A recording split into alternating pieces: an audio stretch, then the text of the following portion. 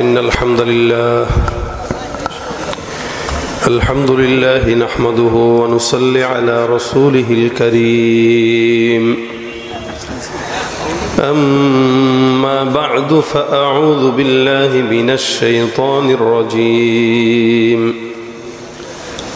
بسم الله الرحمن الرحيم إن الله وملائكته يصلون على النبي يا أيها الذين آمنوا صلوا عليه وسلموا تسليما صدق الله مولانا العظيم وصدق رسوله النبي الكريم وقال النبي صلى الله عليه وسلم أولى الناس بي يوم القيامة أكثرهم علي صلاة أو كما قال عليه الصلاة والسلام সকল জবান খুলে দুরূদ শরীফ পড়ি আল্লাহুম্মা সাল্লি আলা মুহাম্মাদিন ওয়া আলা আলি মুহাম্মাদ كما صليت على إبراهيم وعلى آل إبراهيم إنك حميد مجيد اللهم بارك على محمد وعلى آل محمد كما باركت على إبراهيم وعلى آل إبراهيم إنك حميد مجيد الحمد لله আল্লাহ পাক রব্বুল আলামিনের দরবারে লাখ কোটি শুকর ও সুজুদ যে রব্বে কারীম আজকের এই দিনী মজমায় এই গভীর রাত পর্যন্ত বসার তৌফিক দান করেছেন। কালিমাতুশ শুকর আদায় করি, সকলে জবান খুলে বলি আলহামদুলিল্লাহ। এই কথাটাই যদি আজকে সর্বশেষ আমরা মোটামুটি বাসা পর্যন্ত আমলের নিয়তে নিতে পারি, আল্লাহ পাক মাহফিলের জন্য কামিয়াবি এতটুকুই যথেষ্ট হবে ইনশাআল্লাহ। কামিয়াবির জন্য যা যতটুকু দরকার ততটুকু যথেষ্ট হবে। আল্লাহ পাক আমাদেরকে আমল করার তৌফিক দান করুক, আমলের নিয়তে শোনার এবং বলার তৌফিক দান করুক। জোরে বলেন আমিন, আরো জোরে বলেন আমিন। আপনারা কথা তো বলতে পারেন নাকি? সবাই বলতে পারেন তো? আওয়াজ দিয়া বলেন আল্লাহু আকবার। এই আওয়াজটা শেষ পর্যন্ত দিবেন। শীতের ভিতরে যত আল্লাহু আকবারের ধ্বনি দিবেন শরীর তত গরম হবে। এখনো দাঁড়ায় আছে কেন? এই বসো তোমরা। এই এমনি বসছে কেন? এই এখানে এমনি বসছে কেন? কি রে কি ভিতরে ঢুকো, ভিতরে যাও। আবার এখানে আলসামি করবো, যাও ভিতরে যাও। এই বসা মানে কিছুক্ষণ পরে উঠবে, পরিবেশ নষ্ট করবে। ভাইরা আমার, আমরা সবাই মুহাম্মদুর রাসূলুল্লাহ সাল্লাল্লাহু আলাইহি ওয়াসাল্লামের উম্মত। এটা আমাদের সবচেয়ে বড় পরিচয়। এই বাংলাদেশে, সারা বিশ্বে আল্লাহ পাক রব্বুল আলামিন যেই পরিমাণে মুহাম্মদুর রাসূলুল্লাহর উম্মত দিয়েছেন, উম্মতগুলো যদি খাঁটি উম্মত হতো তাহলে আমাদের মাথার উপরে ভর করে কোনো ইহুদি নাসারা আমাদেরকে দাবার গুটির মতো নাড়তে চাটতে পারতো না। কিন্তু আমরা দাবিতে উম্মত, লেকিন আমাদের ভিতরে উম্মতের কোনো গ্যারান্টি অথবা উম্মতের কোনো নিশানা নাই। আমরা দাবি করি রাসূলের উম্মত, কিন্তু উম্মতের চিহ্ন আমাদের ভিতরে নাই। মুশকিল এই জায়গাটায়। আমি আজকে আপনাদেরকে এমন একটা আমলের কথা বলবো যে আমলটা করলে আশা করা যায় রাসূল সাল্লাল্লাহু আলাইহি ওয়াসাল্লামের সাথে আমাদের অন্তরের মহব্বত তৈরি হবে ইনশাআল্লাহ। জোরে বলেন ইনশাআল্লাহ। বারবার জিজ্ঞাসা করবো না, বারবার বলতেও বলবো না। যতক্ষণ কথা বলবেন, জবান খুলবেন, আলহামদুলিল্লাহ বলবেন, সুবহানাল্লাহ বলবেন, ততক্ষণই মজলিসের সওয়াব হবে ইনশাআল্লাহ। এজন্য রাজি আছি বলতে? আল্লাহ পাক কবুল করুক, বলেন আমিন। ভাইরা আমার, মুহাম্মদুর রাসূলুল্লাহকে আল্লাহ পাক জমিনের সবচেয়ে শ্রেষ্ঠ নবী বানিয়েছেন এবং রাসূলের সম্মানের কারণে, দামের কারণে আপনাকে আমাকে দামি বানিয়েছেন। রাসূল সাল্লাল্লাহু আলাইহি ওয়াসাল্লাম এই জন্য আপনাকে আমাকে জান্নাতে আগে আগে যাবার ঘোষণাও দিয়েছেন যে সব নবীর উম্মতরা জান্নাতে ঢোকার আগে আল্লাহ পাক আগে উম্মতে মুহাম্মাদীকে জান্নাতে ঢুকাবে। সুবহানাল্লাহ, আরো জোরে বলেন। আগে আগে জান্নাতে যাবে কারা? আমরা। বলেন কারা? আমরা যাব আগে। আগে আমরা জান্নাতে যাব, এরপরে অন্য সব নবীর উম্মতরা যাবে। আমাদের দাম বেশি হইল না কম হইল? কত সম্মানিত করলে আল্লাহ পাক রব্বুল আলামিন। নবীকে কত সম্মানিত করলে, উম্মতকে কত সম্মানিত করলে পরে সবার আগে সিরিয়ালে জান্নাতে রাখে। আর সব নবীর উম্মতরা থাকে সিরিয়ালে পিছে পিছে, উম্মতে মুহাম্মাদি থাকবে আগে আগে। এটা শুধুমাত্র রাসূলের বরকত। এই জন্য আল্লাহ পাক রব্বুল আলামিনের হাবিব যখন ইন্তেকাল করবেন, ইন্তেকালের আগ মুহূর্তে রাসূল করিম সাল্লাল্লাহু আলাইহি ওয়াসাল্লাম আল্লাহকে জিজ্ঞাসা করছেন, আল্লাহ আমার যাওয়ার তো কোনো আপত্তি নাই, কিন্তু আমার উম্মত রেখে যাওয়া উম্মতের কি হবে, এটা একটু বলে দেন। আল্লাহ পাক রাসূলকে জানায় দিয়েছেন, লা আতরুকু উম্মাতাকা ফারদা, আপনি টেনশন নিয়েন না, আপনার উম্মতকে আমি একা ছেড়ে দেব না। আপনি থাকবেন না দুনিয়াতে ঠিক, কিন্তু এই পথ ভোলা উম্মতকে জান্নাতে নেওয়া পর্যন্ত তার দায়িত্ব আমি আল্লাহ আমার জিম্মা রেখে দিলাম। কোনো না কোনো ওসিলা দিয়ে, কোনো না কোনো ওসিলা দিয়ে আল্লাহ পাক উম্মতকে জান্নাত দান করবেন। সুবহানাল্লাহ। এটা হচ্ছে রাসূল করিম সাল্লাল্লাহু আলাইহি ওয়াসাল্লামের উম্মত হওয়ার বরকত। সেই উম্মত হয়ে আমরা দ্বীনের পথে চলি না, ইসলামের পথে চলি না। চলি তো চলি ইহুদি নাসারাদের দেখানো পথে, আমাদের চলতে মজা লাগে। এই কারণে যুবকদের চুল দেখবেন, সমস্ত অধিকাংশ আকসার যুবকদের চুল ইহুদি নাসারার ডিজাইন রাখা, এরকম চোখা আছে কিনা নাই? অধিকাংশ যুবকদের চুল এদিকে নাই টাক্কু, ওদিকে চোখা। কেউ কেউ তো মেয়েদের মতো চুল রাখে, দেখলে বুঝার উপায় নাই সে ছেলে না মেয়ে। তাহলে সেলুনে যে আবার বলে যে এর মতো দেন, এই কাটিং দেন, ওই কাটিং দেন। আর সেলুনের লোকেরাও সব ইহুদি নাসারা খেলোয়াড় নায়ক নায়িকাদের চুলের ডিজাইনের ছবি তুলে তুলে ওখানে টাঙায় রাখে। এরকম একটা সেলুন দেখলাম না বাংলাদেশে, ওলামা একরামের মাশওয়ারা নিয়ে যে রাসূল কেমনে চুল রাখছেন একটু ছবি উঠায় দেন। রাসূল সাল্লাল্লাহু আলাইহি ওয়াসাল্লাম কিভাবে চুল রাখছেন ডিজাইন ওলামা একরামদের থেকে শুনবেন, শুনে ওই ডিজাইনে চুল রাখবেন, রাখার পরে ছবি তুলবেন, ছবি তুলে টাঙায় দিবেন, বলবেন এখানে রাসূলের সুন্নাত মোতাবেক চুল কাটা হয়। কি এটা দরকার ছিল না? কিন্তু না, আর্জেন্টিনার খেলোয়াড় যে তার মতো চুল রাখে, ব্রাজিলের খেলোয়াড় যে তার মতো চুল রাখে, ইন্ডিয়ার নায়ককে তার মতো চুল রাখে, ইংলিশ নায়ককে তার মতো চুল রাখে। যদি জিজ্ঞাসা করি জান্নাতে যাবা কার সাথে, কবে রাসূলের সাথে। আল্লাহ ঠেকা পড়ছে, তুমি সারা জিন্দেগি ইহুদি নাসারাকে ফলো করবা আর পিলপিলায় তোমার রাসূলের সঙ্গে জান্নাতে দিবে, এত সোজা না। নবীর উম্মত দাবি করলে করার মতো করা, মৌখিক কোন দাবিদারের কাছে রাসূলের সঙ্গে সম্পর্ক নাই। যারা মৌখিক দাবি করে ভিতরে মাল নাই, এরা উম্মত দাবি করতে পারবে কিন্তু হতে পারে নাই। ঠিক কিনা জোরে কোন? নবীর উম্মত যদি কেউ দাবি করে, তার উপরে এবং ভিতরে রাসূলের আখলাক দেখা যাওয়া লাগবে। ঠিক কিনা কোন? দেখা যাওয়া লাগবে। আম যে কিনেন, ফল যে কিনেন, এটা কি দেখে কিনেন? কালার আর ঘ্রাণ। কালার আর ঘ্রাণ যদি ঠিক থাকে বোঝা যায় এই আম পাকা, এই আম মিষ্টি। সুতরাং কোন নবীর উম্মত যদি বলে যে আমি রাসূলের আশিক, তার চেহারার দিকে তাকাবেন, দেখবেন সুন্নতের কোনো কালার আর ঘ্রাণ আছে কিনা। যদি সুন্নতের কালার আর ঘ্রাণ ঠিক থাকে, বুঝবেন সে রাসূলের উম্মত। আর তাকায় যদি দেখেন চুলের ঠিক নাই, দাড়ির ঠিক নাই, ইবাদতের ঠিক নাই, তার মানে রাসূলের সাথে তার সুন্নতের কালার নাই, সুন্নতের ঘ্রাণ নাই, বুঝতে হবে এই রাসূলের উম্মত হতে পারে। মুসলমান দাবির নাম না মানার নাম? জোরে বলেন, বুঝে থাকলে বলেন, দাবির নাম না মানার নাম? দাবি সবাই করে, সবাই মানে। একটা চোর দাবি করে সে মুসলমান, একটা দুর্নীতিবাজও দাবি করে সে মুসলমান, একটা চাঁদাবাজও দাবি করে সে মুসলমান। আমাদের দেশের সাবেক এমপি মন্ত্রীগুলাও বলতো যে আমরা 80 রাকাত তাহাজ্জুদ পড়ি। কি বলেন আপনারা? এগুলো বলছে না তারা? এবং গিয়ে কথাও শুনছি আমরা যে ঘুম থেকে উঠলেই যায় নামাজ আর তসবিহ খুঁজে, আমাদের সাবেক প্রধানমন্ত্রীগুলো বলতো। ঠিক না? আসলেই কি মুসলমান? মুসলমান চেহারা নামে খালি প্রকাশ হলেই হয় না। আল্লাহ পাক বলেন, ওমিনান নাস মান ইয়াকুলু আমান্না বিল্লাহি ওয়া বিল ইয়াউমিল আখির ওয়া মা হুম বিমুমিনিন। মানুষের ভিতরে একদল থাকে যারা নিজেরা নিজেদেরকে মুমিন দাবি করে, কিন্তু আল্লাহ পাক বলেন এরা দাবি করে মুমিন, আমি বললাম এরা মুমিন না। তার মানে মুমিন হওয়ার জন্য রাসূলের সুন্নাত দরকার আছে কিনা? বলেন না, আছে কিনা? আল্লাহ পাক কতটা মহব্বতের সাথে রাসূল করিম সাল্লাল্লাহু আলাইহি ওয়াসাল্লামকে মহব্বত করে আমাদের কাছে দিয়েছেন। এত সম্মান আল্লাহ পাক দিয়েছেন, যার কারণে আল্লাহ বলেন, ইন্নাল্লাহা ওয়া মালাইকাতাহু ইউসাল্লুনা আলান নবী। নিশ্চয়ই আল্লাহ আর আল্লাহর সব ফেরেশতারা, এই দুনিয়াতে আদম থেকে ঈসা পর্যন্ত, মুহাম্মদ রাসূলুল্লাহ পর্যন্ত অসংখ্য নবী রাসূল আসছেন।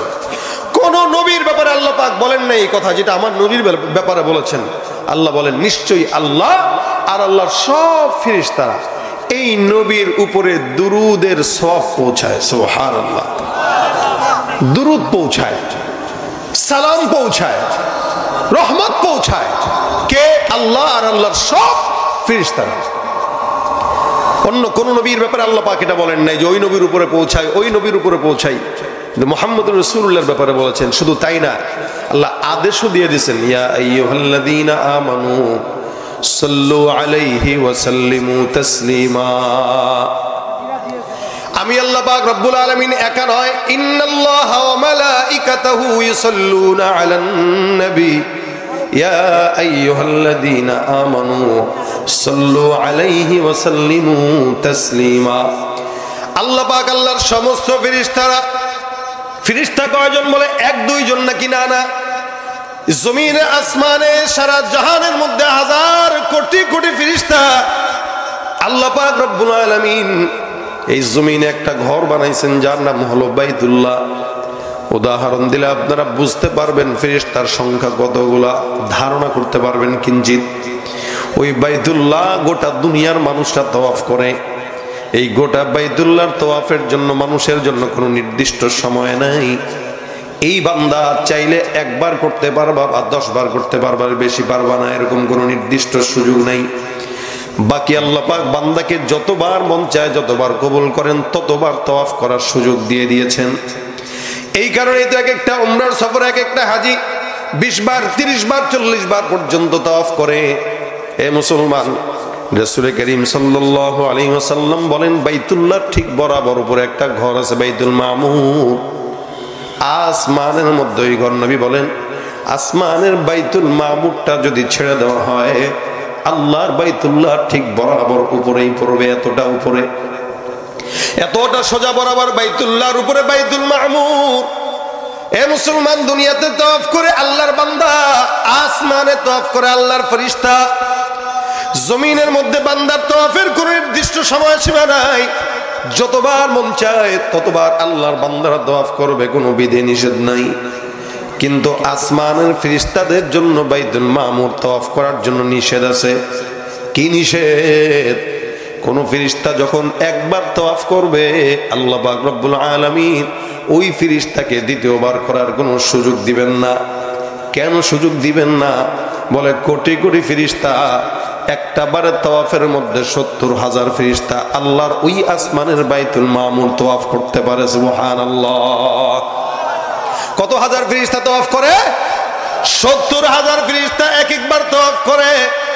এক একবার তওয়াফের পর 70,000 ফেরেশতা তওয়াফের পর আবার 70,000 ফেরেশতা তওয়াফ করে, তারপরে আবার 70,000 আসে। এমন করে করে একবার কোন ফেরেশতা যদি তওয়াফ করা শেষ হয় ওই ফেরেশতা আর জিন্দেগিতে কোনোদিন তওয়াফ করার সুযোগ মিলবে না। তার মানে পর্যন্ত দুনিয়ার শুরু থেকে নিয়ে এখনো পর্যন্ত তওয়াফ চলে এবং চলবে কিয়ামত পর্যন্ত। এত ফেরেশতা, কোটি কোটি ফেরেশতা। আমার আল্লাহ ডাক দিয়া বলেন ইন্নাল্লাহা ওয়া মালাইকাতাহু ইউসাল্লুনা আলান নবী ইয়া আইয়ুহাল্লাযীনা আমানু সাল্লু আলাইহি ওয়া সাল্লিমু তাসলিমা। আসমানের ফেরেশতারা সহ আমি আল্লাহ ওই আসমানের সমস্ত পয়গম্বর ফেরেশতারা সহ মাখলুকাত সহ আখিরি নবী পয়গম্বর মুহাম্মদের উপর দুরূদের আমল করি, দুরূদ পাঠাই, রহমত বর্ষণ করি। তোমরা যদি উম্মত হও, তোমরা যদি আমি আল্লাহর বান্দা হও, ইমানদার হও, এ মুমিনের দল, আমি আল্লাহ পাক আদেশ করলাম তোমরাও ওই পয়গম্বরের উপরে দুরূদের আমল করো। সুবহানাল্লাহ। আদেশটা করলেন কে? কত সম্মান করলে আল্লাহ পাক আদেশ করেন। দুরূদ শরীফের এত বরকত, দুরূদ শরীফের এত বরকত। রাসূল করিম সাল্লাল্লাহু আলাইহি ওয়াসাল্লাম বলেন মান সাল্লা আলাইয়া সালাতান ওয়াহিদাতান সাল্লাল্লাহু আলাইহি আশারা। কেউ যদি একবার পয়গম্বর মুহাম্মদুর রাসূলুল্লাহর উপর দুরূদের আমল করে, আমার নবী বলেন আল্লাহ পাক রব্বুল আলামিন ওই বান্দার উপরে 10 বার রহমত নাজিল করে দেন। সুবহানাল্লাহ। একবার দুরূদের বরকতে আল্লাহ পাক 10 বার রহমত নাজিল করে। একবার দুরূদের বরকতে আল্লাহ পাক রব্বুল আলামিন 10টা গুনাহ মাফ করে দেয়। একবার দুরুদের বরকতে আল্লাহ পাক রব্বুল আলামিন 10 বার সম্মান বুলন্দ করে দেয়। সুবহানাল্লাহ। পড়বে একবার 10 10 10 30টা আল্লাহ পাক রব্বুল আলামিন বান্দাকে নেকি দিয়ে দিবেন। শুধু তাই না, নেকিও থাকবে 10টা, গুনাহও মাফ হবে 10টা, সম্মান বুলন্দ হবে 10 বার। তার মানে 30টা উপহার পড়বে কয়বার? একবার। অন্য হাদিসে পয়গম্বর বলেন, ইন্না আওলান নাসি বিয়াউমিল কিয়ামাতি আকসারুহুম আলাইয়া সালাত। জমিনের মধ্যে সব বান্দারা চায় পয়গম্বরের সঙ্গে মুলাকাত করার জন্য, জান্নাত পাওয়ার জন্য। আল্লাহ রাসূল বলেন, জান্নাতে কেউ যদি আমি পয়গম্বরের সঙ্গে থাকতে চাও, জান্নাতে কোনো বান্দা যদি আমি রাসূলের সঙ্গে থাকতে চায়, আমার পাশের ঘরে যদি থাকতে চায়, নবী বলেন দুনিয়ার জমিনে কোনো বান্দা যখন আমি রাসূলের উপর বেশি বেশি দুরূদের আমল করে, আমার আল্লাহ পাক ওই বান্দাকে জান্নাতে আমি নবীর পাশের ঘরেই তার স্থান দিয়ে দিবেন। নবীর পাশের ঘরে স্থান পাওয়ার জন্য জান্নাতে সবাই পাগল, কারণ নবীরা জান্নাতুল ফিরদাউসে থাকবে। আর জান্নাতুল ফিরদাউস এত আলা মাকামের জান্নাত, আলা তাবকার জান্নাত। আল্লাহর নবী বলেন, জান্নাতুল ফিরদাউসে যারা যাবে আল্লাহ পাক তাদেরকে জান্নাতুল ফিরদাউসের নিয়ামত হিসাবে তারা জান্নাতে বসে বসে আল্লাহ পাক রব্বুল আলামিনের আরশ দেখবে। এ মুসলমান, এত দুরূদের ফজিলত রাসূল বলেন কেউ যদি বেশি বেশি করে আমার সঙ্গে সে জান্নাতে থাকবে। জান্নাতে নবীর সঙ্গে থাকা মানে আদম নবীকেও দেখা, জান্নাতে নবীর সঙ্গে থাকা মানে ইউসুফ নবীকেও দেখা, জান্নাতে নবীর সঙ্গে থাকা মানে ইব্রাহিম পয়গম্বরকে দেখা, জান্নাতে নবীর সঙ্গে থাকা মানে নূহ নবীকে দেখা, জান্নাতে নবীর সঙ্গে থাকা মানে জাকারিয়া পয়গম্বরকে দেখা, জান্নাতে নবীর সঙ্গে থাকা মানে ইয়াহইয়া পয়গম্বরকে দেখা, জান্নাতে নবীর সঙ্গে থাকা মানে ইয়াকুব নবীকে দেখা, জান্নাতে নবীর সঙ্গে থাকা মানে ইউসুফ নবীকে দেখা, জান্নাতে নবীর সঙ্গে থাকা মানে ঈসা নবীকে দেখা, জান্নাতে নবীর সঙ্গে থাকা মানে আবু বকর সিদ্দিক রাদিয়াল্লাহু আনহুকে দেখা, জান্নাতে নবীর সঙ্গে থাকা মানে ওমর রাদিয়াল্লাহু তাআলা আনহুকে দেখা, জান্নাতে নবীর সঙ্গে থাকা মানে আবু হানিফাকে দেখা, জান্নাতে নবীর সঙ্গে থাকা মানে ইমাম বুখারীকে দেখা, জান্নাতে নবীর সঙ্গে থাকা মানে সকল শহীদগণ, নবীগণ, সাহাবীগণ, ওলিগণকে দেখা। সুবহানাল্লাহ। এ ভাইরা আমার, রাসূল বলেন কেউ যদি জান্নাতে আমার পাশে থাকতে চায়, ওই বান্দাটা বেশি বেশি যেন আমি রাসূলের উপর দুরূদের আমল করে। এই দুরূদের বরকতে আল্লাহ পাক রব্বুল আলামিন বান্দার সব বিপদ দূর করে দেয়।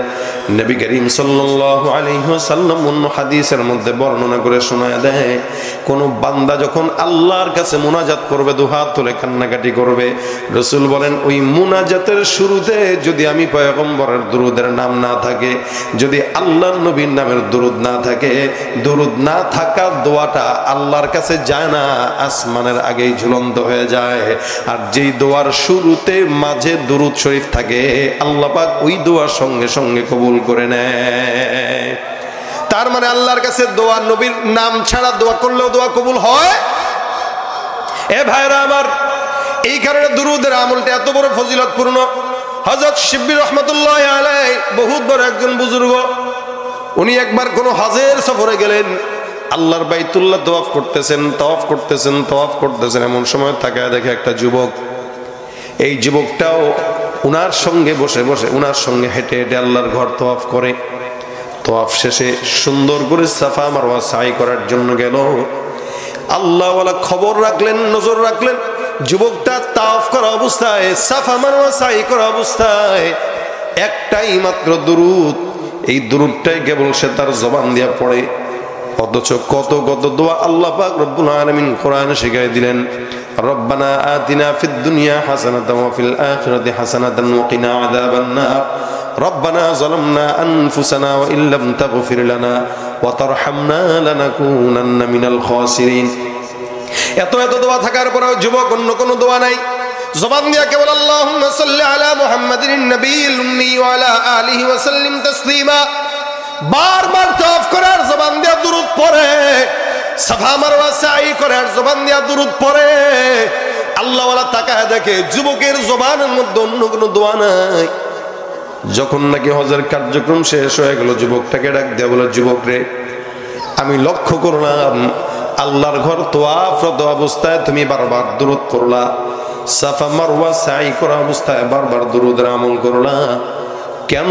তুমি কি অন্য কোনো দোয়া দুরূদ জানো না? যুবক ডাক দিয়া বলে, হুজুর আমি অন্যান্য সমস্ত দোয়াগুলোই পারি, কিন্তু আল্লাহর কসম আমার জীবনে এমন একটা ঘটনা সমস্ত দোয়াগুলো ভুলে আমাকে এই দোয়াটাই পড়ার জন্য উদ্বুদ্ধ করে দিয়েছে। আমি আমার জিন্দগিতে এমন একটা জিনিসের সম্মুখীন হয়েছি, ঘটনার সম্মুখীন হয়েছি, এই ঘটনার পর থেকে আমার দিলটা বারবার বলে আমি যদি 1000 বছর হায়াত পাইতাম, 1000 বছর আমি আমার পয়গম্বরের শানে দুরূদের আমল করতাম। সুবহানাল্লাহ। তার মানে কত ফজিলতপূর্ণ একটা ঘটনা আমার জীবনে ঘটেছে। যুবক ডাক দিয়ে বলে, হুজুর আমি বিশাল দূর থেকে হজের সফরের জন্য আমি রওনা হয়ে গিয়েছি। বাগদাদ থেকে আমার বাবাকে নিয়ে রওনা হলাম হজের জন্য। আস্তে আস্তে আমার বাবা ছিলেন মাজুর, এই মাজুর অবস্থায় আমি আমার বাবাকে নিয়ে রওনা হয়ে গেলাম হজের সফরের জন্য। রাস্তার মধ্যে আমার বাবা সফরের ক্লান্তিতে হঠাৎ করে অসুস্থ হয়। আমার বাবার অসুস্থ হওয়ার পর আমি আমার বাবাকে নিয়ে একটা জায়গায় সুন্দর করে যাত্রা বিরতি দিলাম সুস্থতার জন্য। আমি আমার বাবার সুস্থতার জন্য যখন যাত্রা বিরতি দিলাম, আমি আমার বাবার সেবা শুশ্রূষা করা শুরু করলাম। হাকিম আনলাম, ডাক্তার আনলাম, কিন্তু কারো কোনো চিকিৎসায় আমার বাবার উন্নতি হয় নাই। আমি পেরেশানিতে পড়ে গেলাম। বাবা কি এখানে ইন্তেকাল করবে কিনা জানি না, তবে মনের ভিতরে একটা আশা ছিল হজের সফর, এই সফরের মধ্যেও যদি আমার বাবার ইন্তেকাল হয়, আমার বাবা একদম নিঃসন্দেহে বলা যায় আল্লাহর ঘরের মেহমান মতো অবস্থায় ইন্তেকাল করেছে, তার মানে আশা করা যায় জান্নাতি হবে। আমি টেনশন নিলাম না, বাবার শুশ্রূষা করা শুরু করলাম। একদিন, 2 দিন, 3 দিন, হঠাৎ করে অসুস্থতা বাড়তে বাড়তে আমার বাবা জমিন থেকে বিদায় হয়ে গেল। আমি পেরেশানিতে পড়ে গেলাম। এরকম একটা নির্জন এলাকা, আশেপাশে বাসা বাড়ি তেমন নাই। এরপর আমার বাবা ইন্তেকাল করছে, কাকে আমি ধরবো, কেমনে খবর টবর দিব একা একা। এলাকার কিছু মানুষকে দেখার পর আমি তাদেরকে ডাকলাম, দয়া করে আমার বাবার জানাজার নামাজটা পড়ায় আমার বাবাকে সুন্দর করে কাফন দাফনের ব্যবস্থা আপনি করে দেন।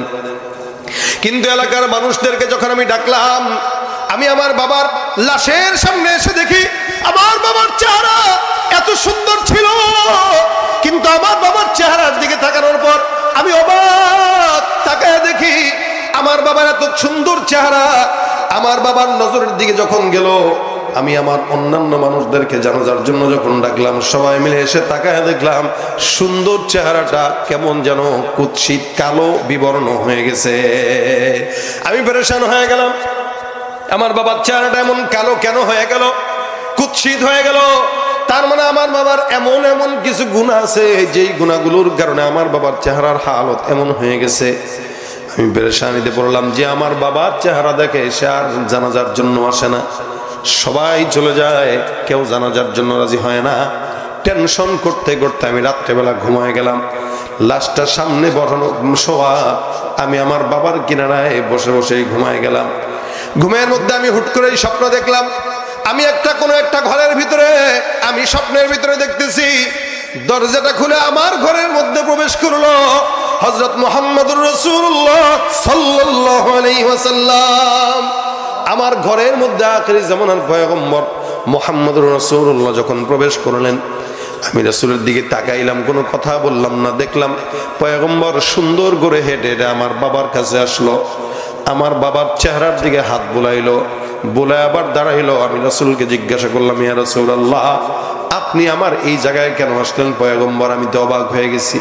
হুজুর, আমার সৌভাগ্য আপনি আমার বাবার সামনে আসলেন। রাসূল নবী আমাকে ডাক দেয়া কয়, যেই উম্মত আমাকে দুনিয়ার জমিনে ভুলে না, ওই উম্মতের মৃত্যুর পরে আমিও পয়গম্বর ওই উম্মতকে ভুলি না। তোমার বাবা প্রতিনিয়ত আমার উপরে দুরূদ পড়তো, কোনদিন ভুলে নাই। প্রত্যেক দিন কমাস কম 100 বার থেকে 1000 বার পড়তো। রাসূল সাল্লাল্লাহু আলাইহি ওয়াসাল্লাম হাদিসে বর্ণনা করে শোনায় দেয়, কোন বান্দা যখন রাসূলের শানে দুরূদ পড়ে, একবার যদি পড়ে, 100 বারও যদি পড়ে, কিছু ফেরেশতারা নিযুক্ত থাকে যারা সপ্তাহে একদিন নাম সহ, ঠিকানা সহ, বাবার নাম সহ, এলাকার নাম সহ রাসূল করিম সাল্লাল্লাহু আলাইহি ওয়াসাল্লামের সামনে তার আমলনামা পেশ করে। আল্লাহর নবী ওই বান্দাদের আমলনামা পড়ে, ওই এলাকা থেকে অমুক নাম, অমুক বাবা, অমুক এলাকা, এতবার আমি রাসূলের শানে দুরূদ পাঠাইছে। যেই বান্দা যত বেশি পাঠায়, ওই বান্দাকে তত আমার নবী বেশি চিনে। আর যেই বান্দাকে আমার নবী যত বেশি চিনে, ওই বান্দার জন্য জান্নাত আল্লাহ পাক আগে আগে ওয়াজিব করে দেয়। এই বান্দা যুবক ডাক দিয়া বলতেছে, আমার পয়গম্বরকে হুট করে দেখলাম আর নাই। আমার ঘুম ভেঙে গেল। ঘুম থেকে জেগে আমি সর্বপ্রথম আমার বাবার দিকে নজর দিলাম। আল্লাহর কসম, আমি আমার বাবার দিকে নজর দিয়ে দেখি আমার বাবার চেহারা নূরে নূরান্বিত আলোকময় উজ্জ্বল হয়ে গেছে। রাসূল করিম সাল্লাল্লাহু আলাইহি সাল্লামের হাতের বরকতে আমার বাবার চেহারা উজ্জ্বল হয়ে গেছে। আমার বুঝতে বাকি নাই, যদিও ছিল স্বপ্ন, কিন্তু মনে রাখবেন নবী বলে, কেউ যদি স্বপ্নে যুগে আমি পয়গম্বর কেউ দেখে, ওই বান্দা আমাকেই দেখে, কারণ শয়তান আমি রাসূলের সূরত নিতে পারে না। এই জন্য কেউ যদি নবীকে স্বপ্ন দেখে, সে নবীকেই দেখলো, অন্য কাউকে না। ভাইরা আমার, যুবক ডাক দেয়া বলো, হুজুর আমি যে এত দূরত পড়তেছি কারণ কি জানেন? আমার বাবার ইন্তেকালের পর যে জিনিস আমি আমার নজরে দেখলাম, যদিও স্বপ্ন, আল্লাহর কসম বাবার ইন্তেকালের পরে আমি এই জিনিসটা আমি পয়গম্বরের কাছ থেকে স্বপ্নে শিখছি। যে ব্যক্তি বেশি বেশি দুরূদ পড়ে রাসূল তাকে ভুলে না। যার কারণে হজের সফরে আমি নিয়ত করলাম, যা কিছু করব, যা কিছু দৌড়াবো, সব জায়গায় আমার পয়গম্বরের দুরূদের নাম নিব। কারণ এই আমলটা এমন একটা আমল, যে আমলটা স্বয়ং আমার আল্লাহ নিজেই পয়গম্বরের উপরে করে। সুবহানাল্লাহ। কতটুকু সম্মান দিলে আল্লাহ পাক রব্বুল আলামিন রাসূলের নামের উপরে দুরূদ পাঠায়, রাসূলের উপরে রহমত বর্ষণ করে। এই জন্য আল্লাহ পাক বলেন, সবচাইতে বেশি সম্মানিত নবী আমি আমার পয়গম্বরকে দান করলাম। এ মুসলমান নবীর উম্মত, যদি জমিনের মধ্যে কোনো বিপদের মধ্যে পড়েন, যতই বিপদ হোক না কেন, প্রত্যেকটা বিপদের মধ্যে কেউ যদি পড়ে আল্লাহুম্মা সাল্লি আলা মুহাম্মদ, আমাদের হাতের কাজ আছে, পায়ের কাজ আছে, জবানের কোনো কাজ নাই। এ মুসলমান, জবান দিয়া খালি গীবত হয়, শিকায়াত হয়। দেখবেন এলাকার ভিতর চায়ের দোকান আছে, চায়ের দোকানটাই এলাকার সংসদ, সংসদের স্পিকার থাকে চায়ের দোকানদার, আর দুই চারজন মুরব্বী বসে, হুজুরে কি বলে গেছে, ইমাম সাহেব কি করছে, মেম্বার কি করছে, অমুকে কি করছে। নিজের তলায় দোষের অভাব না থাকলেও আরেকজনের দোষ নিয়ে টানা হেঁচড়া করা আমাদের অভ্যাস, ঠিক কিনা? ঠিকই, নিজের দোষের অভাব নাই, কাউকে দেখাইতে পারে না। আমাদের গুনাহ যদি আল্লাহ পাক প্রকাশ করতো, আল্লাহর কসম কেউ কারো সামনে দাঁড়ানোর সাহস করতো না, কেউ করতো না এটা। এরপরও আল্লাহ পাক আমাদের গুনাহগুলো, অন্যায়গুলোকে গোপন রাখেন, বলেন না কারো কাছে। কিন্তু আমরা করি কি, ছড়ায় ছড়ায় বেড়াই, অমুকে এই করছে, তমুকে সেই করছে। আজীব হাল। চায়ের দোকানে বসে গীবত না করে, শিকায়াত না করে, যখন সময় হয়ে পড়বেন সাল্লাল্লাহু আলাইহি ওয়াসাল্লাম, সাল্লাল্লাহু আলাইহি ওয়াসাল্লাম, সাল্লাল্লাহু আলাইহি ওয়াসাল্লাম, একবার পড়বেন 10টা গুনাহ মাফ, 10 বার রহমত নাজিল, 10 বার সম্মানকে আল্লাহ পাক উঁচু করে দিবে। মারা বাবারা, প্রত্যেকটা জায়গায় যতগুলা মানুষ আছেন, যত বিপদ হোক না কেন, আমি আমার জিন্দগিতে সবচেয়ে বড় বড় বিপদগুলোকে এই রাসূলের শানে দুরূদ পড়ার বরকতে আল্লাহ আমাদেরকে হেফাজত করছেন। বিশ্বাস হয় আপনাদের? কথা কয় না? আপনারা করেন বিশ্বাস? বিশ্বাসেই মুক্তি একটা কথা আছে, আনা ইনদা জন্নি আবদি বি। আল্লাহ পাক বলেন, বান্দা আমার উপরে যতটুকু ধারণা রাখবে, আমি ততটুকুই বান্দার উপরে ফলাবো। ধারণা দুর্বল তো আল্লাহ পাকের নিয়ামত দুর্বল, ধারণা সবল তো আল্লাহ পাকের নিয়ামত গাইবি খাজানা থেকে আসবে, কল্পনা করতে পারবে না। এই জন্য ভাইরা আমার, বহুত ওয়াজ শুনছেন, সেই মাগরিব থেকে নিয়ে রাত 12টা বাজতে চললো, এত ওয়াজ শোনা লাগে না। ওয়াজ শোনার মতো 10 মিনিট শুনলে না, ঘন্টার পর ঘন্টা শুনছেন, ফজর নাই, জোহর নাই, আসর নাই, মাগরিব নাই, চার নামাজি বন্ধ করতে পারেন নাই। এগুলো ওয়াজ না, এই ওয়াজ সারা জিন্দগি শুনলেও কোনো ফায়দা নেই। আর অল্প শুনবো, আমলের নিয়তে নাজাতের জন্য যথেষ্ট হবে ইনশাআল্লাহ। রাসূল সাল্লাল্লাহু আলাইহি ওয়াসাল্লাম বয়ান করতেন 10 মিনিট, কখনো 15 মিনিট, কখনো 5 মিনিট। সাহাবা একরাম এক একটা বয়ানে নিজের জিন্দগি পরিবর্তন করে দিয়েছেন। আর আমরা প্রতিনিয়ত বয়ান শুনি, লক্ষ লক্ষ মানুষ বয়ান শুনে। বাংলাদেশে এই 68,000 গ্রামে 68,000 মাহফিল হয়, তার চেয়ে বেশি মনে হয়। এখন তো এক এক গ্রামে 2টা করে এক এক দিনে হয়, প্রতিদিন মাহফিল চলতেছে। নামাজি কি বাড়তেছে? এরপরেও না, মসজিদ পাকা হচ্ছে, নামাজি বাড়ছে না। ফজরের নামাজে আজকেই যায় দেখেন তো কয়জন, সর্বোচ্চ 5 জন 7 জন। এই জন্য আমাদের মাহফিলগুলো যেন আমলের একটা জায়গা হয়। এখানে আসবো, শুনবো 2-4টা কথা, যেটা মানার মতো মাদ্দা নিয়ে বাসা পর্যন্ত যাব, ইনশাল্লাহ কামিয়াব হবে। আল্লাহ পাক আমাদেরকে সেই তৌফিকগুলো দান করুন। তা দেখেন, শুনলাম অনেকক্ষণ, আজকে বাসা এটা নিয়ে যাব যে আমার দোকান, আমি দোকানে বসে রয়েছি, ব্যবসা বাণিজ্য করতেছি, কেউ মাল নিতে আসতেছে, কেউ দিচ্ছে, কেউ টাকা দিচ্ছে। সাল্লাল্লাহু আলাইহি ওয়াসাল্লাম বসে বসে পড়বেন, সাইকেল চালাইতেছেন সাল্লাল্লাহু আলাইহি ওয়াসাল্লাম, লম্বা দুরূদ পড়তে কষ্ট হয়, তো ছোট্ট দুরূদ রাসূল করিম সাল্লাল্লাহু আলাইহি ওয়াসাল্লাম শিখাই দিয়ে গেছেন সাল্লাল্লাহু আলাইহি ওয়াসাল্লাম। রিকশা চালাইতেছেন সাল্লাল্লাহু আলাইহি ওয়াসাল্লাম, ভ্যান চালাইতেছেন সাল্লাল্লাহু আলাইহি ওয়াসাল্লাম, মা বোনরা রান্না করবে সাল্লাল্লাহু আলাইহি ওয়াসাল্লাম, মা বোনরা বাচ্চাকে দুধ পান করাবে সাল্লাল্লাহু আলাইহি ওয়াসাল্লাম, মা বোনরা ঘরের কাজ করবে সাল্লাল্লাহু আলাইহি ওয়াসাল্লাম।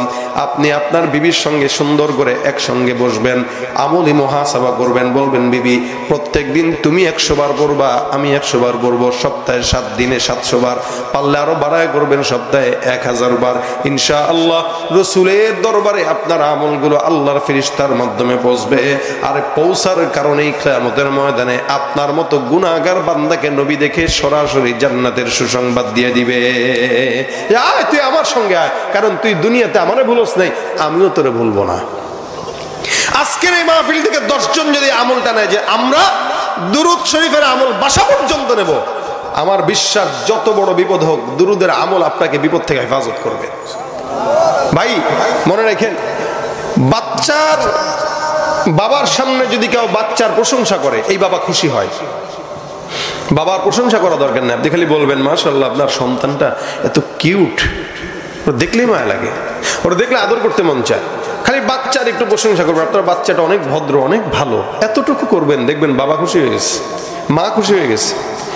আল্লাহ পাকের পছন্দের বান্দা হচ্ছে মুহাম্মদুর রাসূলুল্লাহ সাল্লাল্লাহু আলাইহি ওয়াসাল্লাম।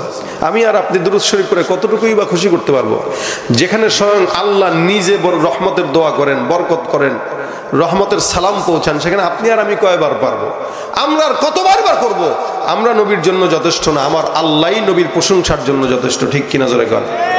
মুহাম্মদ হা মেদে হামদে খুদা বস, খুদা মদহে আফরি মুস্তফা বস, মোহাম্মদ আজ তুমি খাহাম খুদা রা, খুদায়া আজ তো হুব্বে মুস্তফা রা, খুদায়া আজ তো হুব্বে মুস্তফা রা। আমরা রাসূলের প্রশংসা শেষ করতে পারবো না, কিন্তু আল্লাহ পাক যেহেতু রাসূলের প্রশংসা করে এবং প্রশংসা করাকে পছন্দ করে, আল্লাহকে যদি খুশি করতে চাই তাহলে মাঝে মাঝে একটু রাসূলের দুরূদ পড়লে আমার আল্লাহ খুশি হয়ে যাবে। আল্লাহ যেন আমার উপরে খুশি হয়, এই কারণে আমি তার হাবিবকে প্রশংসা করব, তার হাবিবের নামের নাত গাবো, তার হাবিবের নামে শের লিখবো, যাতে করে এই ওসিলায় আমার মাওলায় আমার উপরে সন্তুষ্ট হয়ে জান্নাত দিয়ে দেয়। এই জন্য ভাইরা আমার আজকে থেকে নিয়ত করেন, বাজারে যাব, হাটে যাব, মার্কেটে যাব, দোকানপাটে যাব, ব্যবসা বাণিজ্য করব, যাই কাজ করি না কেন হাতের কাজ আছে, পায়ের কাজ আছে, জবানের কাজ নাই। জবান দিয়ে একটা মাত্র কাজ, আল্লাহুম্মা সাল্লি আলা মুহাম্মদ, আল্লাহুম্মা সাল্লি আলা মুহাম্মদ। বিপদে পড়ছেন দুরূদ পড়েন, মুসিবতে পড়ছেন দুরূদ পড়েন, অভাব আসছে দুরূদ পড়েন, আপনার টেনশন আছে দুরূদ পড়েন, আপনার কোনো কিছু দরকার দুরূদ পড়েন। আল্লাহ পাক বলেন দুরূদের বরকতে আমি আল্লাহ যত বিপদ আছে সব দূর কইরা মনের সব চাওয়াগুলো আমি আল্লাহ কবুল করে নিব। এই জন্য দুরূদের আমলটা করবো তো ইনশাআল্লাহ। শুধু তাই না, আমরা নবীকে দেখি নাই, কিন্তু স্বপ্নে দেখার ইচ্ছা আছে।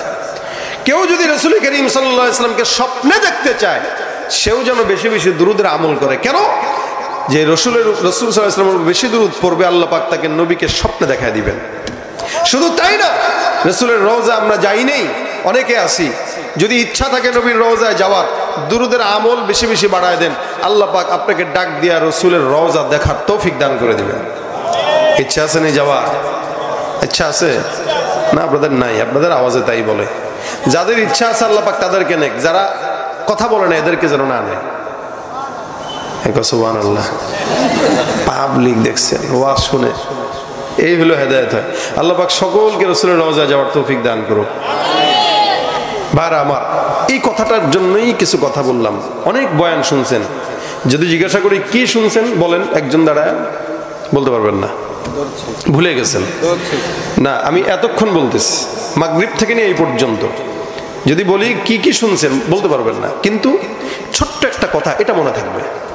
এই জন্য আজকে পকেট খালি করলেন, নিজের টাকা আসছেন, নিজে টাকা দান করে গেছেন, মাশাআল্লাহ অনেক দান করছেন আপনারা, আলহামদুলিল্লাহ। দান পকেট করছেন, পকেট খালি করে দান করছেন, পকেটে তো কিছু নিয়ে যাওয়া দরকার। এই দুরূদের আমলটা পকেটে নিয়ে বাসায় যাব, হায়াতে যতদিন আল্লাহ পাক বাঁচা রাখবে, যখন সময় হবে আল্লাহুম্মা সাল্লি আলা মুহাম্মদ। যা বয়ান শুনলেন ভুলে গেলেও সমস্যা নাই, কিন্তু এই একটা কথা যদি বাসা পর্যন্ত নেন, মাহফিলের কামিয়াবের জন্য এতটুকুই যথেষ্ট। আখলিস দীনাকা ইয়াকফিকাল আমালুল কলিল। তুমি তোমার ঈমান, তোমার নিয়ত সহি করো, বেশি আমল দরকার নাই, অল্প হোক, নাজাতের জন্য যথেষ্ট হয়ে যাবে।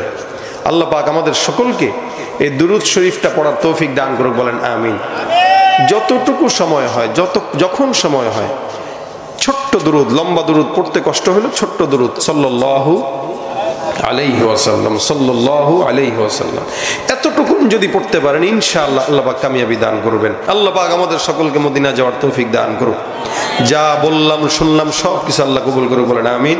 যারা দান করেছে তাদের জন্য দোয়া করব, মাদ্রাসার জন্য দোয়া করব, আল্লাহ পাক যেন মাদ্রাসার হাজত গায়বী খাজানা থেকে পূরণ করে। মাদ্রাসার সাথে যারা সম্পৃক্ত আছে, ওস্তাদ, ছাত্র, আল্লাহ পাক সকলকে কবুল করুক, বলেন আমিন। এই পর্যন্ত যারা বসছেন, মা বোনরা সহ, আপনারা সহ, আল্লাহ পাক প্রত্যেকের হায়াতে, ইমানে, আমলে, রিজিকে, সুস্থতায় আল্লাহ পাক যেন বরকত দান করে। সকল দুরূদ শরীফ পড়ুন। আল্লাহুম্মা সাল্লি আলা সাইয়্যিদিনা ওয়া নাবিয়্যিনা ওয়া শাফিঈনা ওয়া হাবিবিনা ওয়া মাওলানা মুহাম্মদ সাল্লাল্লাহু আলাইহি ওয়া আলা আলিহি ওয়া আসহাবিহি ওয়া বারিক ওয়া সাল্লিম। আস্তাগফিরুল্লাহ রাব্বি মিন কুল্লি যামবি ওয়া আতুবু ইলাইহি। لا حول ولا قوة إلا بالله العلي العظيم. أستغفر الله ربي من كل ذنب وأتوب إليه. لا حول ولا قوة إلا بالله العلي العظيم. اللهم أنت السلام. ربنا ظلمنا أنفسنا وإن لم تغفر لنا وترحمنا لنكونن من الخاسرين. ربنا فاغفر لنا ذنوبنا وكفر عنا سيئاتنا وتوفنا مع الأبرار. আয় আল্লাহ, মাগরিব থেকে এই পর্যন্ত গুনাহগার বান্দারা গুনাহের বোঝা মাথায় নিয়ে হাত তুললো। মেহেরবানি করে আল্লাহ তুমি সকলের গুনাহ খাতা তুমি মাফ করে দাও। আয় আল্লাহ, যা আলোচনা হয়েছে আমল করার তৌফিক দাও। আয় আল্লাহ, ভুল ত্রুটি থাকলে ক্ষমা করে দাও। সওয়াবগুলো মদিনার রওজা মোবারকে পৌঁছায় দাও। মালিক গো, আমাদের ভিতরে অনেকে অসুস্থ, আল্লাহ সকলকে সুস্থতার হায়াত দান করে দাও। অভাবগ্রস্তদের অভাব দূর করে দাও। ঋণগ্রস্তদের ঋণগুলো পরিশোধ করার তৌফিক দান করে দাও। বিপদগ্রস্তদের বিপদ থেকে হেফাজত করো। আয় আল্লাহ, এই মাদ্রাসায় যারা দান করেছে, আল্লাহ যে যে নিয়তেই দান করেছে, প্রত্যেকের দান সদকা থেকে যেন নাজাতের উসিলা বানায় দাও। দানকে উসিলা করে সকল প্রকার বিপদ মুসিবত থেকে হেফাজত করো। আয় আল্লাহ, বাংলাদেশকে ইসলামের দেশ হিসেবে কবুল মঞ্জুর করে নাও। আয় আল্লাহ, সকল প্রকার চোর বাটপার দুর্নীতিবাজদের হাত থেকে আমাদের দেশকে হেফাজত করো। আয় আল্লাহ, মেহেরবানি করে সকল প্রকার চক্রান্ত থেকে হেফাজত করো। আয় আল্লাহ, এলাকার উপর রহমত নাজিল করে দাও। প্রত্যেকটা মানুষকে, প্রত্যেকটা ভাইকে আল্লাহ ভাই ভাই হিসেবে বসবাস করার তৌফিক দান করে দাও। মা বোনদেরকে পর্দার বিধান মেনে চলার তৌফিক দাও। আয় আল্লাহ, মেহেরবানি করে সকল প্রকার গোপন রোগ থেকে তাদেরকে হেফাজত করো। সন্তান যাদের নাই, নেককার সন্তান দান করে দাও। আয় আল্লাহ, আমাদের মধ্যে যাদের মা বাবা, দাদা দাদি, নানা নানি, ভাই বোন, আত্মীয় স্বজন আছে, মেহেরবানি করে সকলের মা বাবার কবরগুলোকে জান্নাতের বাগান বানায় দাও। আল্লাহ আল্লাহ, যাদের মা বাবা জীবিত আছে, আল্লাহ সুস্থতার হায়াত দাও। মা বাবার খেদমত করার তৌফিক দান করে দাও। মালিক, জিন্দেগিতে একবার হলেও তোমার হাবিবের রওজা জিয়ারত করার তৌফিক দাও। যারা একবার গিয়েছে বারবার যাওয়ার তৌফিক দাও। আয় আল্লাহ, যদি মরণ হয় শাহাদাতের মরণ দান করে দিও। আল্লাহ আয় আল্লাহ, তোমার হাবিবের রওজার সামনে নিয়ে মরণ দিও। আল্লাহুম্মা রযুকনা শাহাদাতান ফি সাবিলিক ওয়াজআল মাউতানা ফি বালাদি রাসূলিক। আল্লাহুম্মা সাল্লি আলা মুহাম্মাদিন নবিয়িল উম্মি ওয়া আলা আলিহি ওয়া সাল্লিম তাসলিমা। اللهم صل على روح محمد في الأرواح وصل على جسد محمد في الأجساد وصل على قبر محمد في القبور.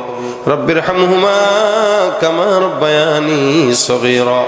رب ارحمهما كما ربياني صغيرا.